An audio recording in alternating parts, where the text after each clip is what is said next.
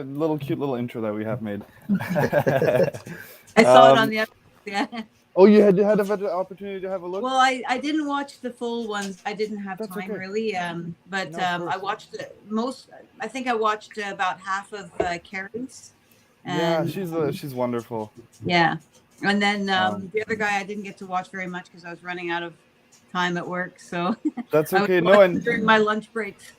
it's been super enriching for myself to connect with other artists this way. For example, the other gentleman, he's from Israel, and it was really nice to learn about his culture and such too. And Yeah. so yeah, I mean, we can jump right to it. I just wanted to get it's Jackie Mitchell. Well, it's pronounced Michaels. Yeah, Michaels. Okay. It's sort of spelled in between Mitchells and Michaels, but yeah. Okay, no. So I have up here, for example, your known origin. So let me start with that, perhaps, and we can have a little look at that. I'm just going to share my screen, and then it'll be, it'll kind of we can look at it together. So just one sec. Okay, so here, I think, can you see that, Marshall? Of course. Okay, great. Got it up. So a collection, the type of artworks that bring you pure joy to create, no expectations from others, or trying to feel out what the market wants. So I just wanted, maybe would you like to start at the bottom? I wanted to ask you a bit about Recess, for example. Yeah. So Recess is actually an encaustic painting. Okay. So for anybody that doesn't know, encaustic is actually quite an ancient technique. You mix Damar resin, beeswax, and oil paint. You can, if you brush it on, you have to work quickly because you work with hot wax. And as you brush it, it literally dries as you're brushing it. So you get a lot of texture that way. But you can do another technique where you kind of use like a heat gun, and like what I've done in the background here. I use the heat gun, and I really wanted to get those colors of, coffee and tea, and like not everybody. I called it recess because I was thinking, coffee and tea time is like recess for adults. Yeah. I like that.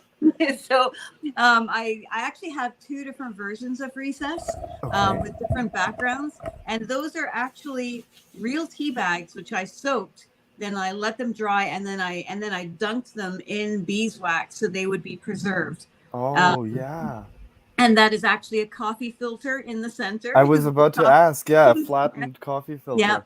And then that's, spoons are real. What looks like, somebody told me it looks like a cocaine. That's supposed to be sugar.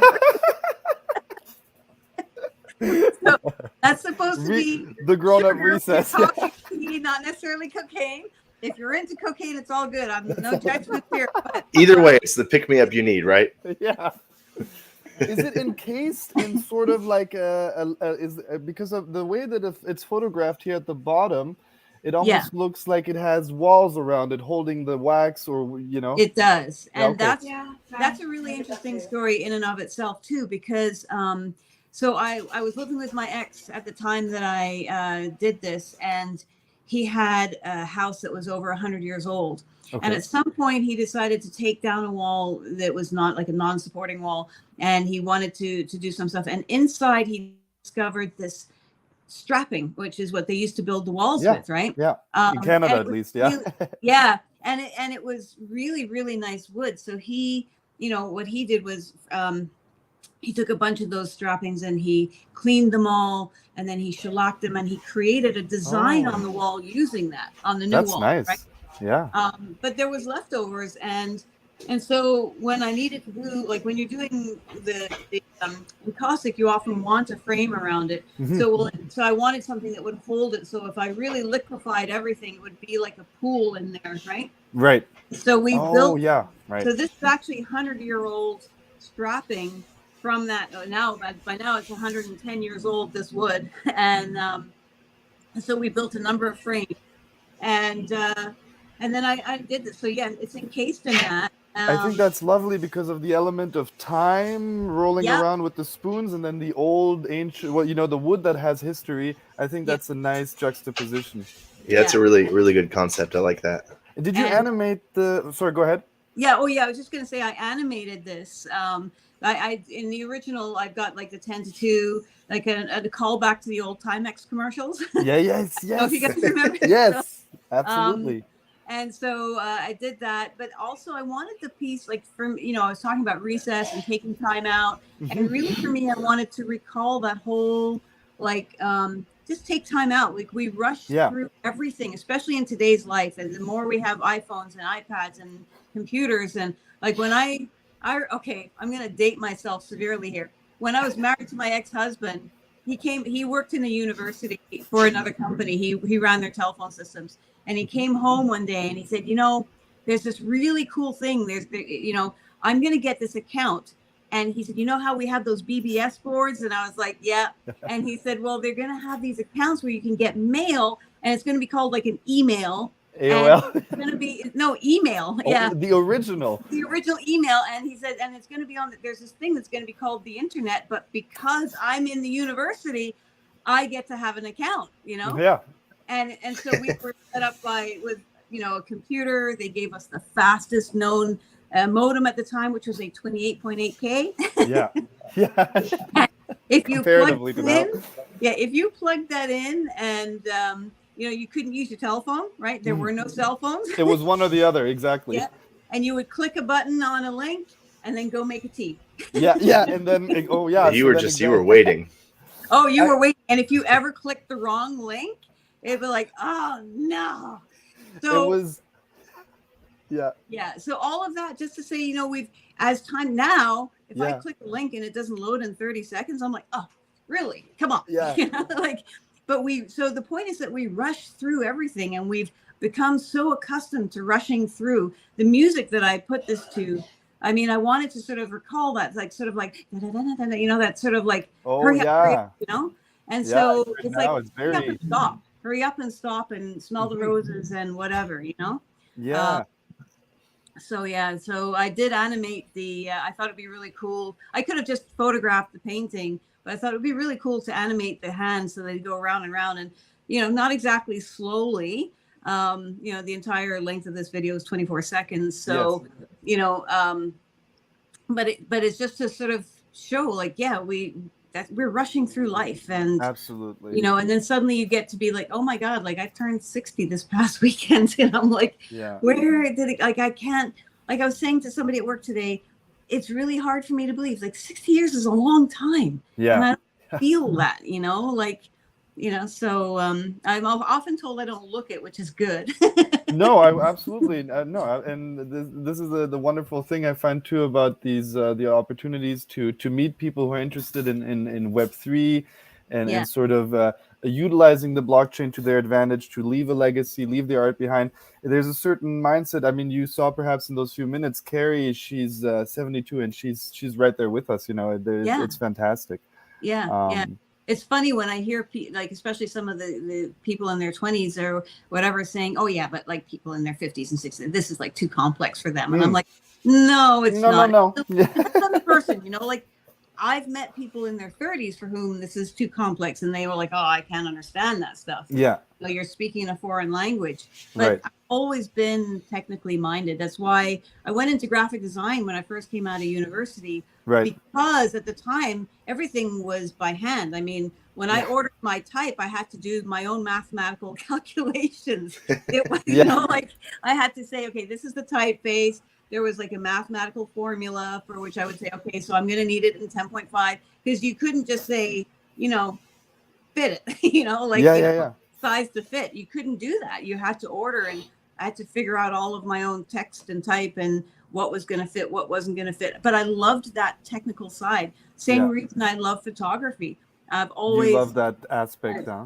Yeah. I love technical things. I always like driving a stick shift because, if I have to do it manually, I'm going to, That's lovely. No, I just to move on to the next, but I wanted to just add to recess. I think it's very powerful. The again juxtaposition of the rapid arms of the clock moving, the music, the crescendos, recess perhaps being so short, and then this almost stone-like quality to the background, the marble in the corner top left, kind of like I really enjoy this piece. Thank you so much. I wanted to sort of make it look like there's cream just being stirred in coffee, you know. Oh, I can see that too. Now let me ask you about where I live. You know, what is this? This looks very interesting and textured as well. Yeah. So basically, I was working with some abstract stuff, and you know, like I was actually dipping the canvas and sort of, you know, allowing things to happen on their own. And whenever, like, I was sort of saying to a friend of mine, like, whenever I love experimentation of all types. That's why I'm not one of those people, like, there's, you know, people for whom you can look at their photographs and say, that's a Guido de Sali, you know? You know? We'll get to that, You know, you can look at these things and go, that's so-and-so, that, you know, but mine, it's like, I don't even know if I've developed in all these years of art, and I've always worked my whole life in art. I started studying painting when I was 9 years old. I've always done it. And one of the main things I love is experimentation. And that's where I was saying, like, that's where I live. I live for, like, you know, that discovery of new techniques, of new things. And I'm always, if I'm playing and discovering something new, that's when I'm the happiest. Like if I'm learning or anything like that, I love learning. I love experimentation. And why limit yourself, right? Why limit yourself to a single type of, this is what we were talking about with the gentleman from Israel. He perhaps has some of the same sentiment. Have I developed a sort of language that is unique to me, but then I do this and I try that, and you know, but why limit myself is then what he says, because I, like you, I am enjoying the uncharted, like you say here in the description, into the void of the unknown, stepping carefree. I think that's beautiful. Like the description added to this, the harmonious and contrasts, faces, you know, some sort of anything could be interpreted here in this this piece. Thank you. And I actually do see a face. I keep looking and going, like, I really see a face in there, you know? Yeah, that's what I see multiple. That's one of my favorite things about something abstract, if you will, like this, is that you can, a lot of this type of art is what you, the artist, creates, but then also the perception of it. Like, oh, I see so many different things in here. It's a wonderful piece. It really is. Thank you. And now here, a much more floral theme, for example. What kind of, what was the incline to make these, for example? Just out of curiosity. Well, so I'm always like, I find myself returning again and again to floral. I really, I think when I think of painting, I often think of it like creating the beauty that either I want in my life, that I feel maybe I don't have. Like I often turn, like when I'm feeling like I'm not feeling good about my life, I will find myself painting flowers a lot because I think they're beautiful, and I want to, you know, it's a matter of sharing that beauty and wanting to create it for myself at the same time. Yes, thank you for saying that too. You know, creating for your own sake, not simply for others. And then, you know, if someone, you know, I enjoy the things, the works I create, having them around my home. If someone wants to buy it, sure, but if they don't, I am still getting, you know, an enjoyment out of seeing what I've tried to capture. Exactly. And so if you go, the one that was Sakura with all the like cherry blossoms. Yeah, I'm going to go back here. Yeah.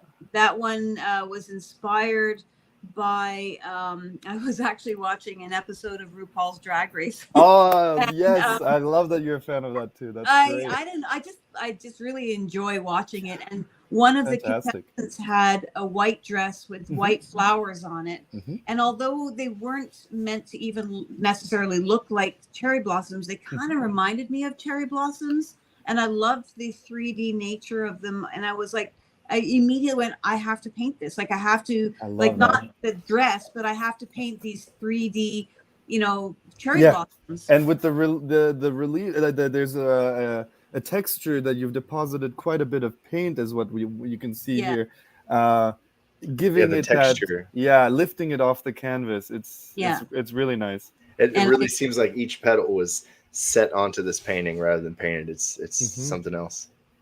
Yeah, and that's really what I wanted to achieve, to have this really 3D. I love textures. I've always loved textures. So that's one of the reasons why encaustic suits me so well, because I can achieve texture or smooth or whatever. Like I can play a lot. But in this case, I just took the palette knife, like I painted the background nice and smooth, and then I took the palette knife and I said, okay, let's is really bring out some texture. And I used a modeling paste together with that. And I just really liked it. It's very much like oftentimes when I've painted in the past, I find that I try to clean it up and I try to just make this a little bit cleaner, make that. And then before I know it, I've overworked it. So I really like that this one, I really tried hard not to go back and overwork it. Yeah. And I really loved the effect that I achieved. So then from there, I went to Grace Through Fortitude, which was the one the Magnolia you showed right before. Yeah. And also Sakura came first, I see. Yeah, and then so I wanted again to have that really lovely texture, and that's where I started playing with sort of really like that drippy background that I just really wanted to. Yes. Again, it's very much freer than what I've been doing in the past, and I've been really enjoying that technique. I love that, and you're using acrylic, is what I'm seeing here in the description, not oil. Yeah, in that case, yeah. So. Okay. I mean, I bounce back and forth all the time. Fair enough, yeah. So, but in these ones, in order to get that modeling paste, you really need to work with acrylic. Yeah. And those ones I worked. Go ahead. Sorry. No, okay. I was curious simply because I'm noticing here at the bottom that the original painting is available and then the NFT. Do you make it available to collectors to claim the physical or purchase the physical? It's well, I don't know if I said that it is available to purchase, but I haven't, like, I didn't price this one to just give away, because to me that's a really low price if you're giving away the original. Yes. I've done that in the past where I've offered both the original as like the physical with the NFT, but I didn't really get much of a response, and it's hard to know if it's because I was too new in the space or or was I asking too much. But I really think that, honestly, I think any artist that's going to give up their physical along, especially a painting of a good size, together with their NFT, I think that 1 ETH is very reasonable. Extremely reasonable. Yeah, no, that's fair. Absolutely.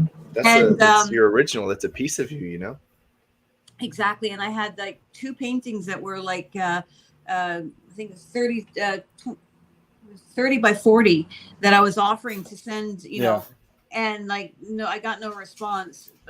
So I just went, okay, this time I'm not doing that. It's certainly available to purchase, but not included in that price range. No, exactly. Yeah. These ones I tried to keep them on the lower end because, and to me, these are low prices because I feel I've been in art for so long. I need to respect my own, experience and everything like that. Absolutely. Absolutely. No, and I support that artists should, not undervalue themselves. Absolutely. I mean, I've known artists who, once they increased their prices, they started selling more than, decrease. Really, yeah. The natural thing is for people to want to decrease, right? Because, I haven't made a sale, so let's decrease it. Yes. But I think a lot of the time you need to increase you need to show that your value.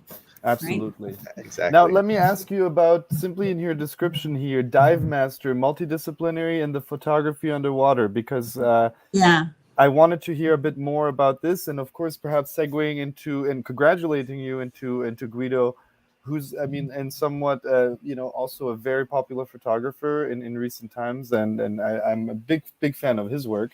So I just wanted to kind of segue a bit around from your work, and then the connecting with other artists who then show some appreciation. Yeah, so multidisciplinary just simply means that because I have worked in arts all my life, like I did graphic design and then I worked, oh my God, in so many different things, but I ended up at some point doing jewelry design. Like, I don't know if you can see the pendant I'm wearing, but jewelry design right now, just because of life led me there and circumstance dictated it. So right now my full-time job is that I'm a cake decorator. Okay, fun. And I've worked in bakeries. Yeah. So, but photography, like painting, I started doing when I was 9. Photography, I started when I was 15. I have always, it's kind of funny that you met, because with Guido, it's funny that he's the first person to have bought one of my photographs.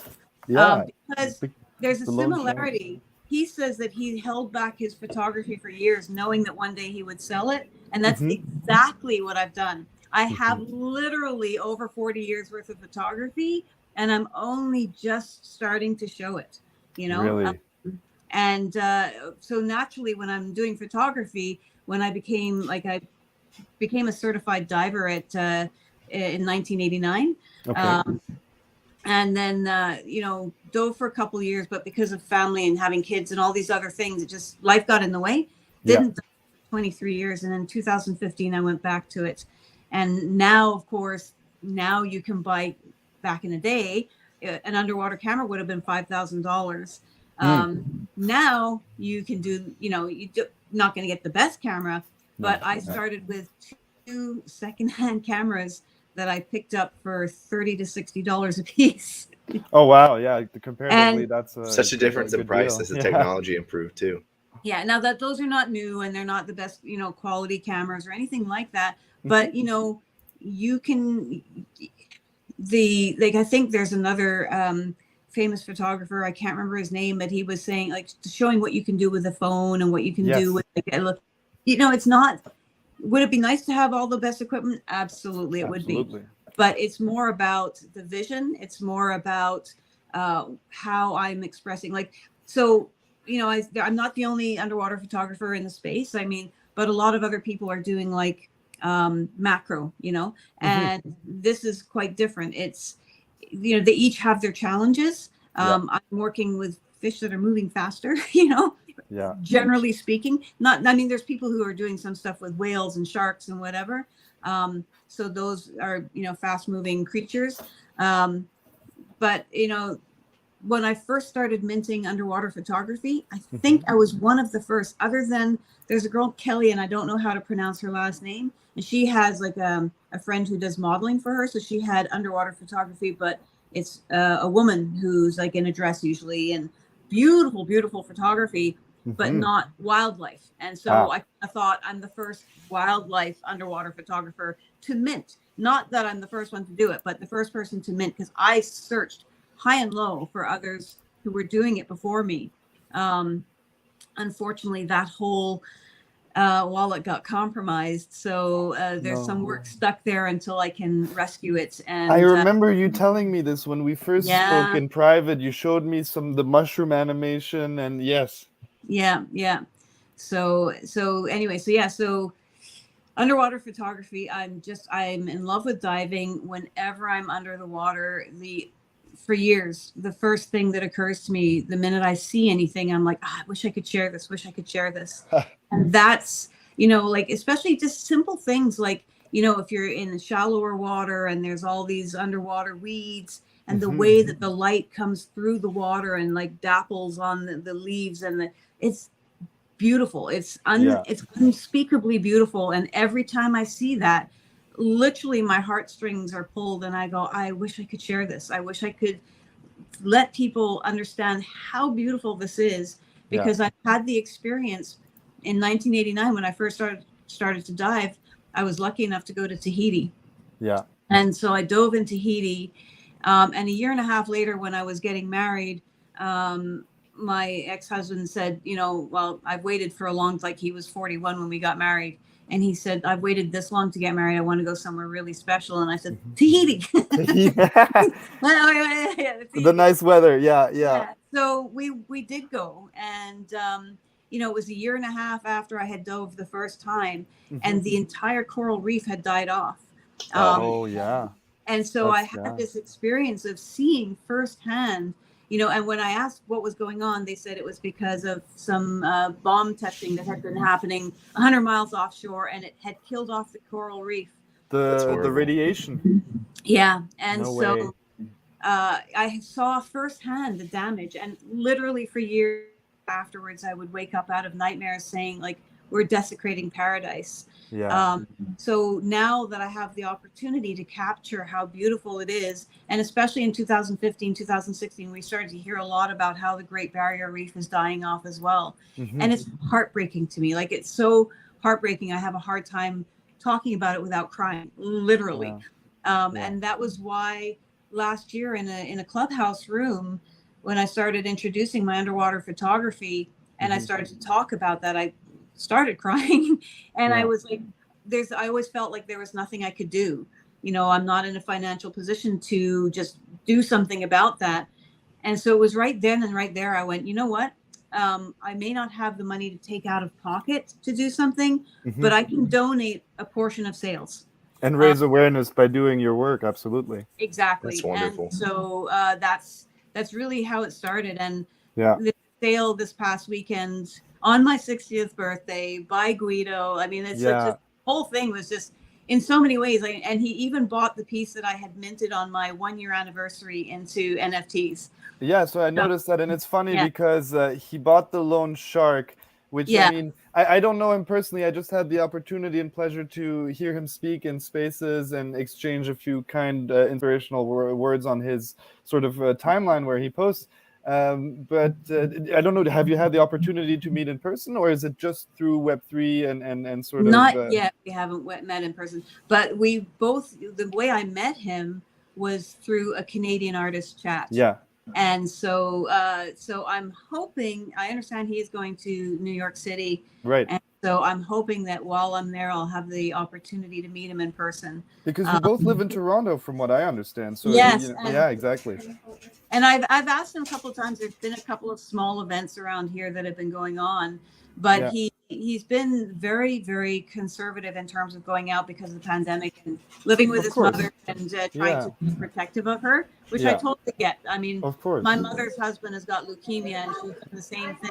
So me seeing that my family this weekend is literally 3 years since I'd seen my family. Yeah. So, no, it's been tremendously difficult, not only for us as artists, but for everyone in terms of that, you know, seeing and connecting and feeling that sense of community. So I think it was beautiful to see, and happy birthday again, belated wishes from the deepest of my heart.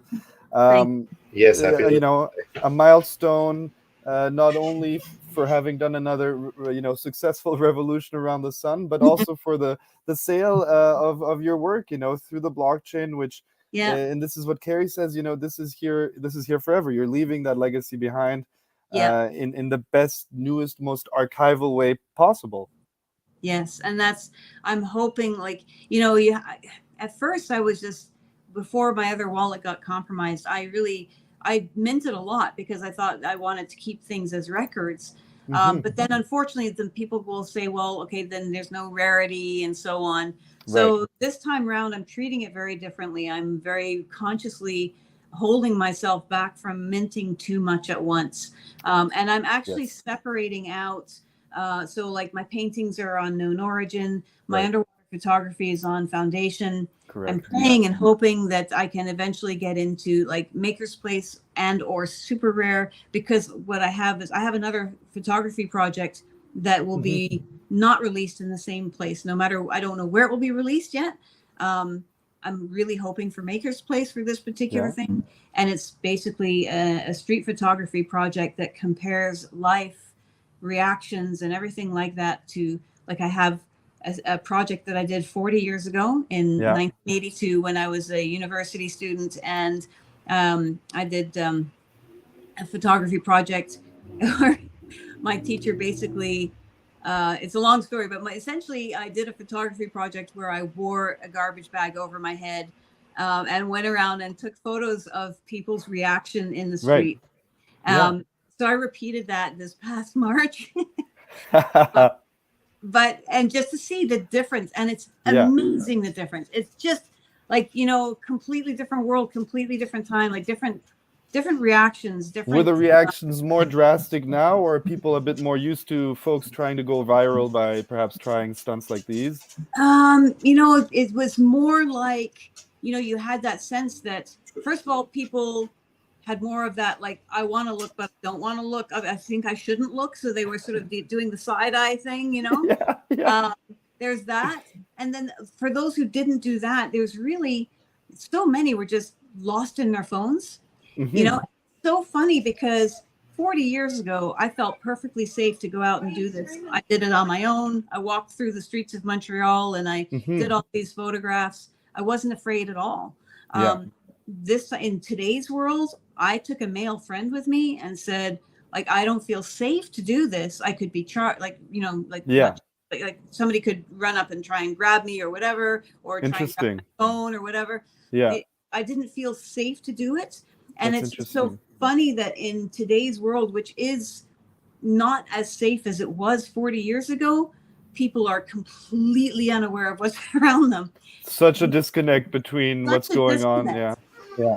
Compared to 40 years ago, people engaged with me. People laughed, you know, like I remember one guy doing this like little ballerina pose for me, you know, and people joked, and when they thought it was funny, they laughed, you know, or they so gave interesting. me you're a really weird look, but at least they reacted. Whereas people, I got one or two smiles. One lady kind of walked up to me and she said, "Well, this isn't weird." And I, from within the garbage bag, I said, "Nope, this isn't weird at all." That's fascinating in the sense too that I mean, I myself, I have this hyper awareness for my surroundings and what happens around, but you know, that's just me perhaps as an artist, because I'm constantly taking in imagery and whatnot. But I find that not everyone operates this way, and it's interesting. Yeah. And you would think that in today's world that you should be more aware of what's around you, and people were far less aware. It was really interesting. So I got a few reactions. I got a few of that kind of thing, you know. Yeah. But it's really the differences. Plus, even like I did the first one with a proper camera, and because I was trying to compare and contrast, this one I did with my iPhone. You know, and again, there's, like you say, being able to showcase what you want with limited tools. Sometimes I'm very excited to see this. So that, I mean, again, like, I don't want to take up your time. I know you've had to work, and it's already getting perhaps time for supper. But there was 30 minutes of lovely conversation. Thank you so much. Thank you. Appreciate you. Appreciate it. Yeah, I really appreciate you guys inviting me to speak about my art. I really absolutely, you know, hardly ever get that chance, right, when it's uninterrupted by whatever. So I mean, this is what I, you know, in art school, reviewing each other's work and doing these kind of constructive critiques, perhaps, if you wish. It's inspiring. Marshall always messages me post our episodes and says, I'm gonna go make some art right now. So you know, it trickles through the internet, and I just want to be it's so grateful. And if you'd like to come back when you are sharing those that project, and we can have a chat about that. They would absolutely love to have you back. That would be wonderful. Thank you. I'd really love to do that. I'm really hoping for a home for that project fairly soon. So absolutely. And again, to the viewers, you know, you can find the recording on the Mindful Degens, right, Marshall? Yep, Mindful Degens on all the socials. There'll be more content to come, and thank you again. We hope to see you again soon, Jackie. Thank you so much. Thank you, guys. My pleasure. I really have enjoyed this. Thank you. Great. Au revoir. Good evening. Bye-bye. Bye now. Bye-bye.